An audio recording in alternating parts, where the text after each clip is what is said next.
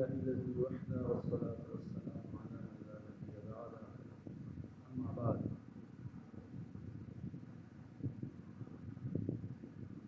د حاضرې وخت سره چې کوم زیات تر مسایل د هغې نه زیاتونه هغه ناخبره دي او د هغې په وجه باندې بدن ته پوره پاکي حاصلې نه وي بدن نجس وي بدن پلید وي ناپاکه وي او چې کله بدن جسم ناپاکه وي چونکې د عبادت لپاره شرط هغه طهارت دی پاکوالی دی د هغې په بنا باندې یو څو مسلې عرض کوم چې هغې کې یوه د غسل مسله ده چې د غسل فرایض هغه درې دي اول خو دا ده چې په خوله کې اوبه اچول دي موږ ورته غړغړۍ وایو هغې کې ورته مسمسه ویلې کېږي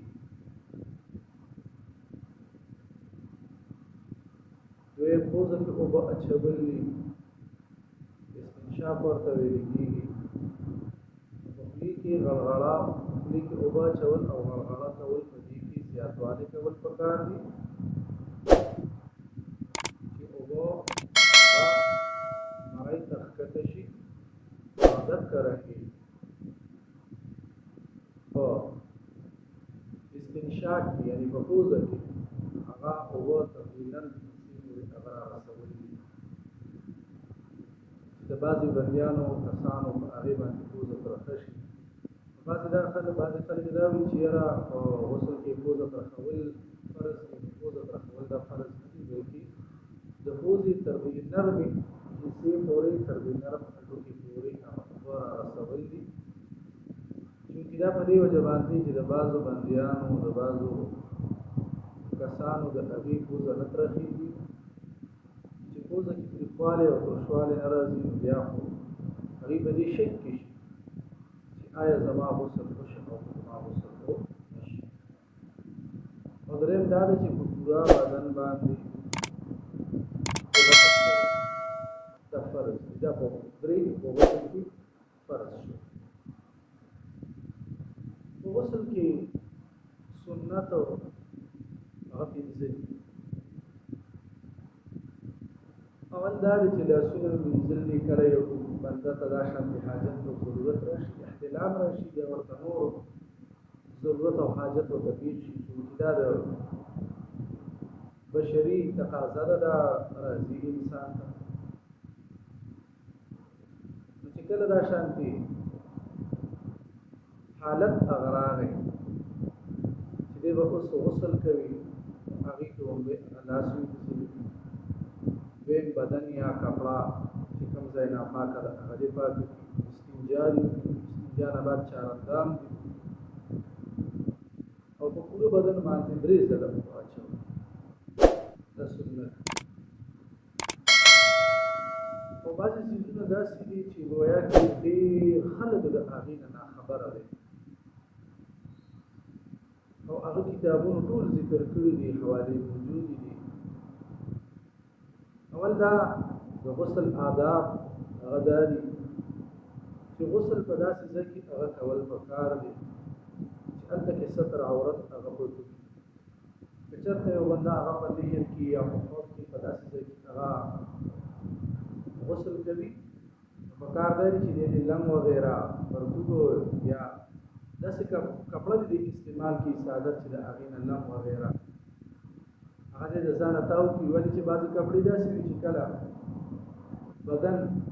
یا دا کپړه لمده شي دا د جسم سره داسې چپکاو چې هغې کې هغه بدن ظاهر ښکاري لکه لیدل شي یا کار شي نو غسل په داسې ځای کې کول پکار دي چې په هغه کې ستر عورت پټ او دویم غسل دوران کې چې کله یو بنده هغه غسل خانې ته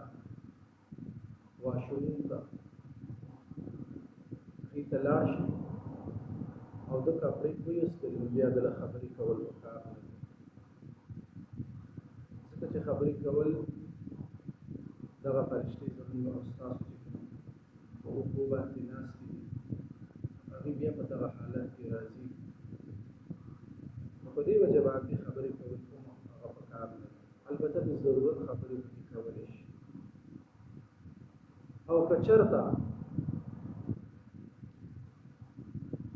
څوک تپوس وکړي چېرې دا شی چېرته دی یا د هغې داسې ضروري خبره وي عامه کې جواب ورکولی شي. درېیم چې د غسل کولو په دوران کې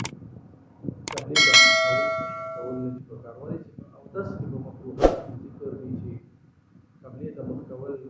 مستحب او قبلې ته شا کول مکروه دي. په غسل کې کوم د دغې نه ځان ساتل هغه پکار دي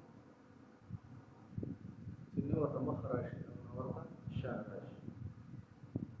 څلورم غسل دا په ناسته کول پکار دي چې په ناسته باندې وي. یو خو دا چې بنده ته دا شوتې یا دارې وغیره دا بنده ته نه کېږي. او دا کرنګې شپږم نمبر هغه دا دی په دې کې دویم نمبر هغه پاتې شي چې کله مونږ یو بنده هغه غسل کوي نو پکار دا دی چې دی په خولې کې یا پوزه کې اوبه اچوي په خاموشۍ سره وي. نه چې په تیزوالي سره یعنې خلک هغې باندې خبر کړي نه چې دا شان نه دي مناسب. انتهایي خاموشۍ سره کول پکار دي. او په حالت د غسل کې د بدن نه ویښته پرې کول، ویښته کټ کول، که هغه د ترخو دي که هغه زیرې ناف دي او که هغه دا کټ کول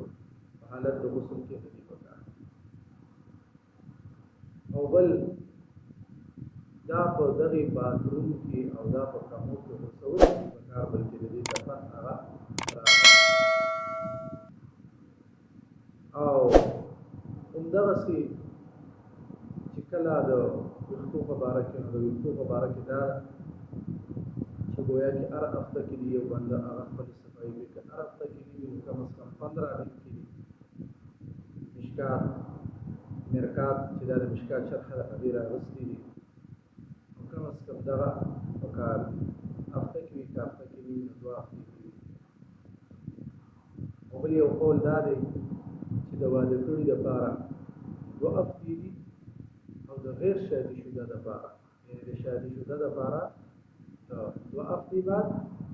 او د غیر شادي شده دپاره هغه 15 هفتې بعد. خو لیکن د 40 دن نه سیوا کول دا جایز نه دي. ولې جایز نه دي؟ ځکه چې د مسلم شریف روایت دی چې د 40 دن نه سیوا کول دا بیا حرام. نو د دغې څیزونو په حالت د غسل کې د دغې څیزونو موږ او تاسو له خیال ساتل پکار دي. چونکې دا څیزونه هغه چې زموږ او ستاسو مخې ته راشي چې موږ او تاسو له دغه د بدن دا ویښته وغیره دغه بدن کې غورځول نه دي پکار، بلکې دا دفن کول پکار دي چې د دغو څیزونو موږ او تاسو خیال وساتو. الله دې موږ او تاسو ته دیني او شرعي څومره مسایل دي په هغې باندې